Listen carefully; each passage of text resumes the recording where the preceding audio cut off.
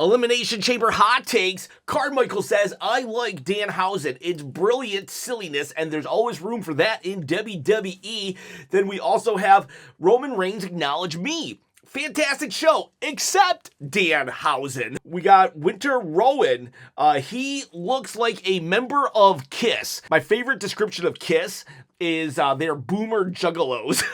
Brian Souza, Danhausen's tiny pyros was the best thing ever. Comedy gold. And Roger Murray, I want to vomit, with vomit face emojis. Okay, so the internet is divided about Danhausen. Danhausen was the guy behind the goth vampire dancers who came out of the coffin, who came out of the crate. And it's like, oh my God, is this lame or is this brilliant? I think if you know Danhausen, then you're going to think it's brilliant and funny. For the most part, you'll get the joke. Just like if you know Kit Wilson, you're going to think it's funny and hilarious. But Kit Wilson, maybe like, without context is a little like strange. You're like, how is this guy a wrestler? And here's the deal. We know Kit Wilson. We've had plenty of opportunity to get to know him, to watch him, to see him. Danhausen, though, we haven't.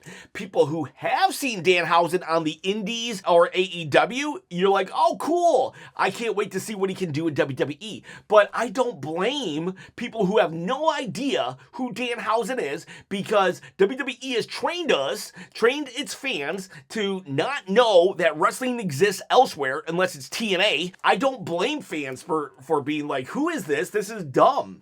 Because without the proper context, it is kind of dumb. The pyros were awkward, just disappearing like that, a jar full of teeth. But for someone like Moa, who knows Danhausen, I'm like, this is great. This is so on point. He's a comedy character.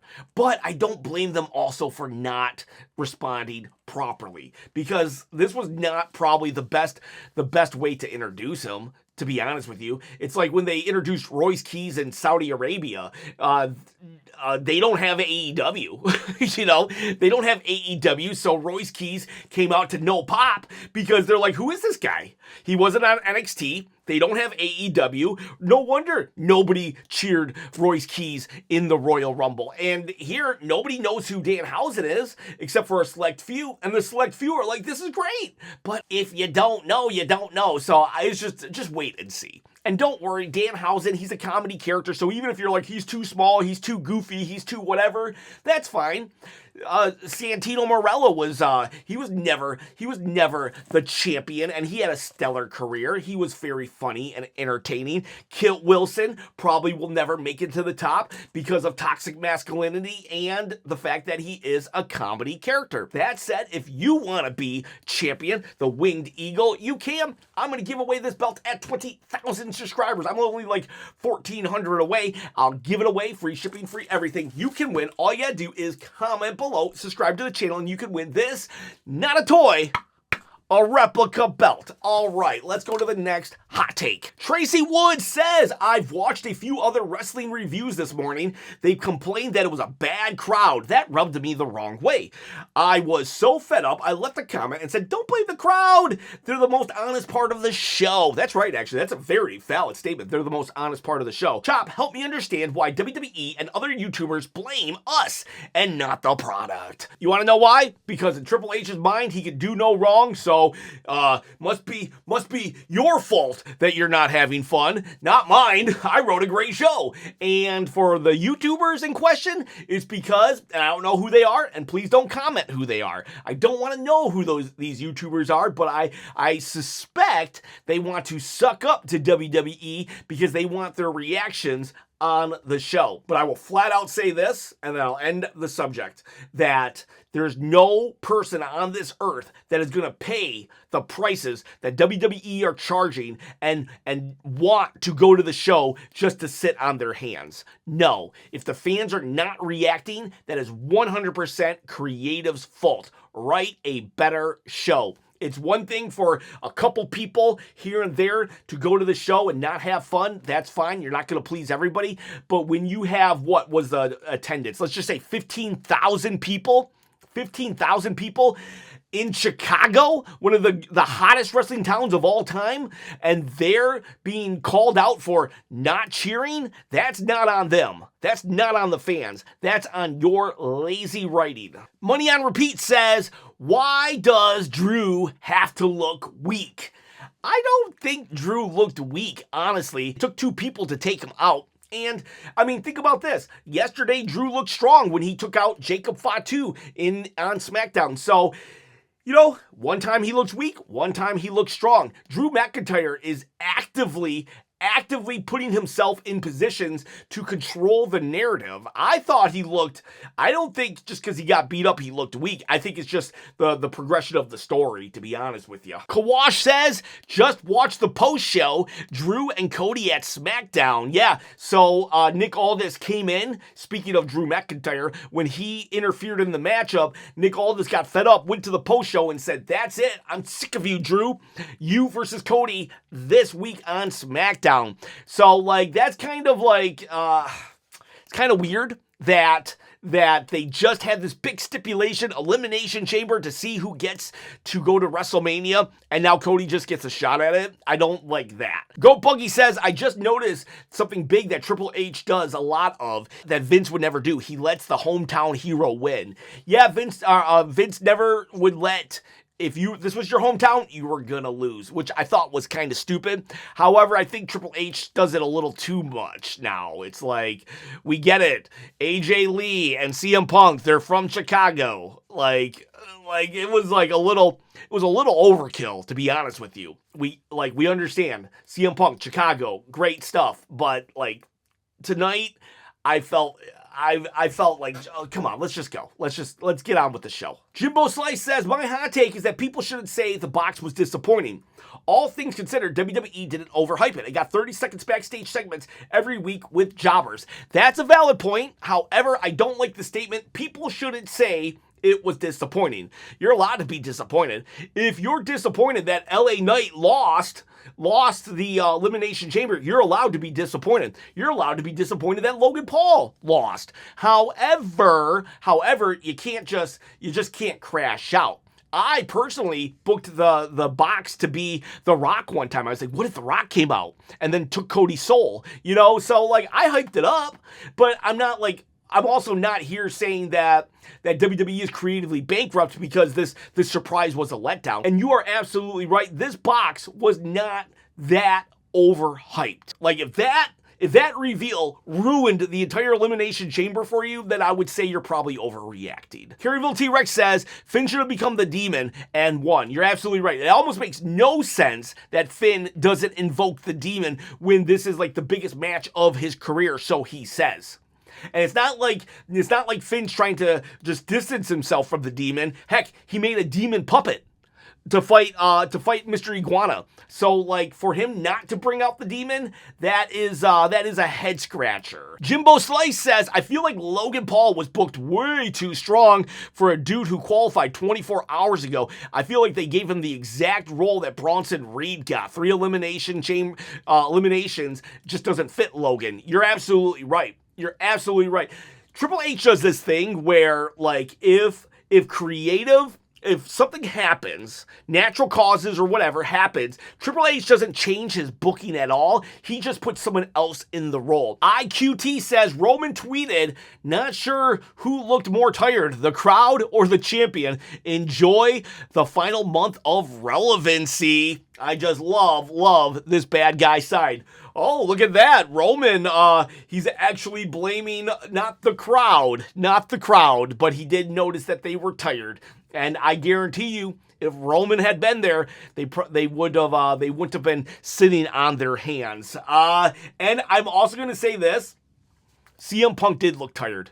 And that's not just coming from me, a wrestling fan who's been jaded and watched 37 years. I actually had a friend who watched wrestling for the first time in since the Attitude Era. And he actually pointed out, he's like, why is CM Punk champion? He looks very tired. The Dante Show says, pretty predictable show, but I absolutely loved the ending.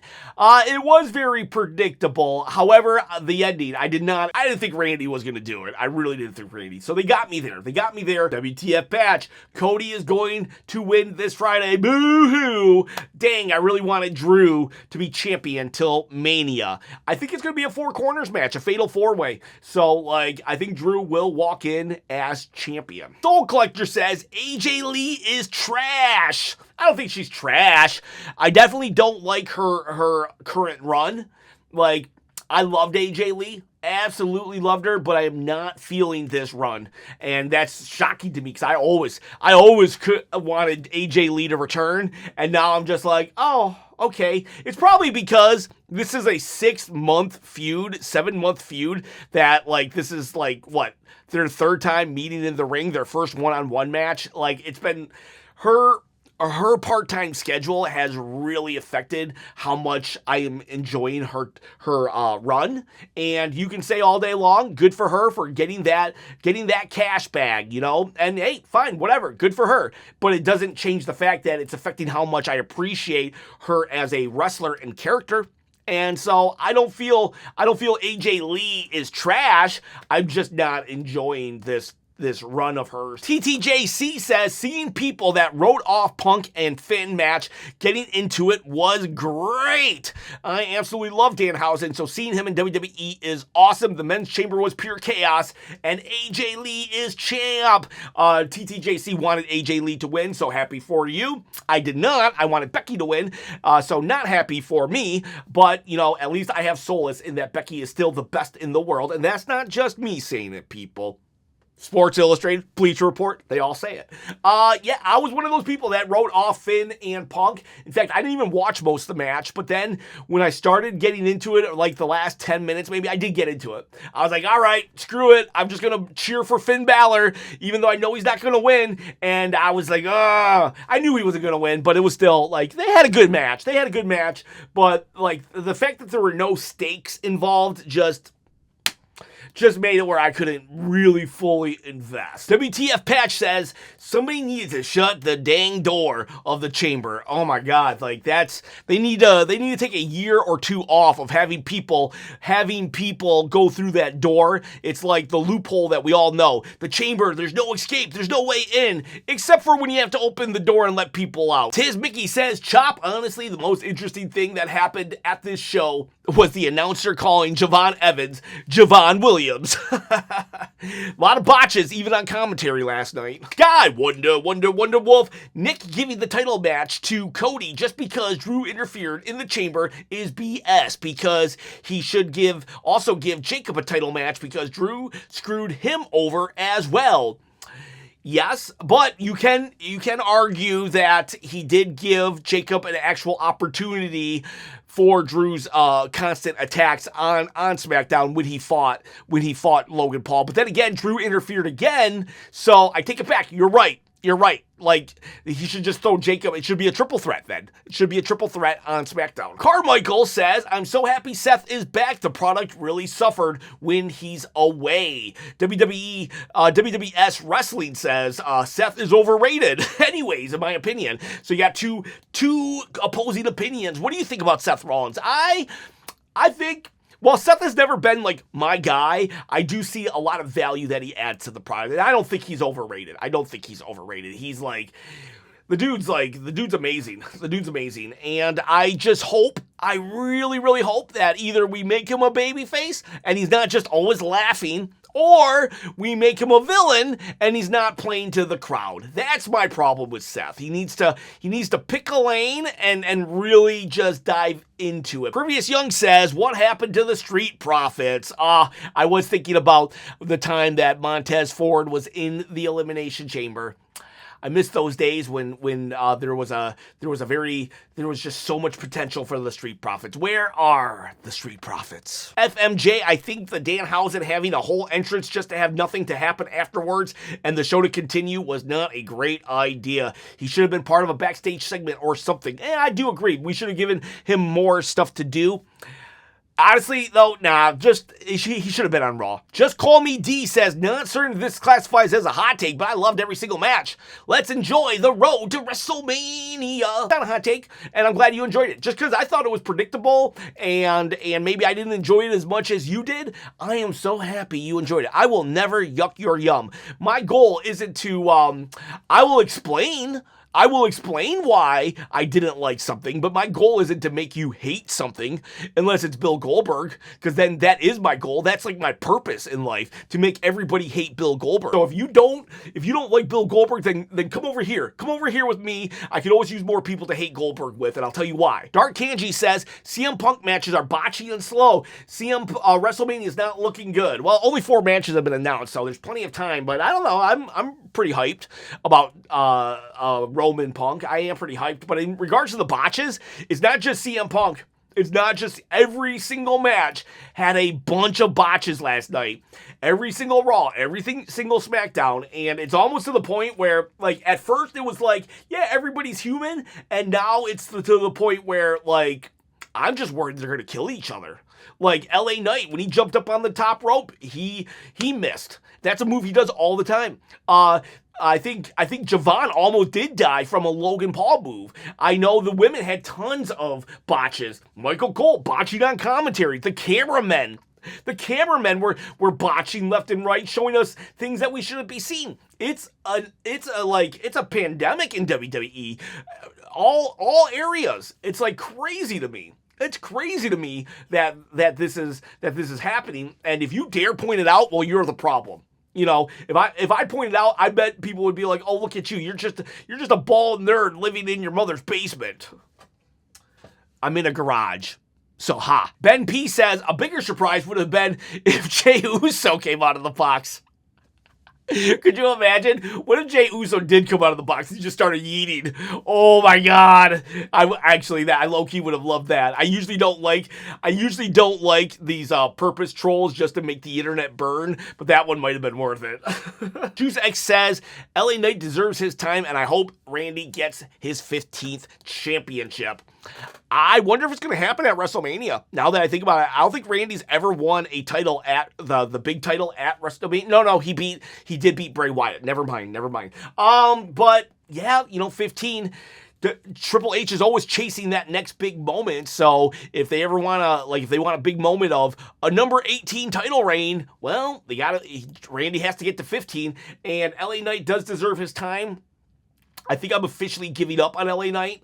I officially gave up on Finn Bálor in 2024. I think I'm officially giving up on LA Knight. Not that I hate LA Knight, and not that I don't want him to succeed still, but I think I'm just going to stop ever believing that they're going to do it. I think the last chance I'll give WWE for LA Knight is the Money in the Bank. If he does not win the Money in the Bank, I'm going to give up all hopes, because it just hurts too much.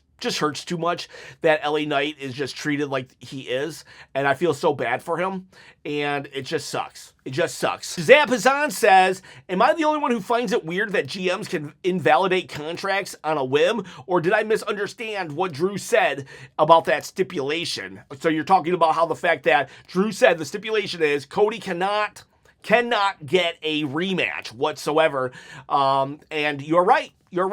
I understand the fact that if the Rumble happens and the Elimination Chamber, if he had won those, they could trump it, maybe, kind of, sort of. But like the fact that Nick Aldis can just say, you know what? I know you said there was a stipulation, but I don't care. Like, to me, that's grounds for a lawsuit. It's OTW. No Raquel Chamber win, but at least we got Randy. I was happy for Randy. Like, he hasn't won a big PLE in a very, very, very long time. And Raquel, I wish she would have won. She was my like who I wanted in my heart to win, but she had a dominant performance. That was one of the better performances in the chamber that I've seen in a very long time. So I'm very happy for her progression. Damon Jones says Logan Paul's botch should be reasonable enough that he shouldn't have been in the match. Like I said earlier, everybody's botching. You can love or you can hate Logan Paul as a person, but like to say that because he botched last night, he doesn't deserve to be in the match. LA Knight botch. Does he deserve to be in the match? I saw plenty of botches last night. Everywhere. So, like, you can't just call out one person. Guy01, he says, Trick Williams was WWE's only chance of having a fresh feeling WrestleMania. So they need to lock in on him. Yes, they do. I'm not saying that Trick needed to win, but he's not just the future, but he's the present. He needs to be champion by Survivor Series. So fresh, so original, so just charismatic, so nonchalant about it. He just oozes aura without having to aura farm, all right? Trick Williams, he's the man. I'm all in on him, and I hope WWE goes all in as well. All right, boys. All right, girls. See ya, bye.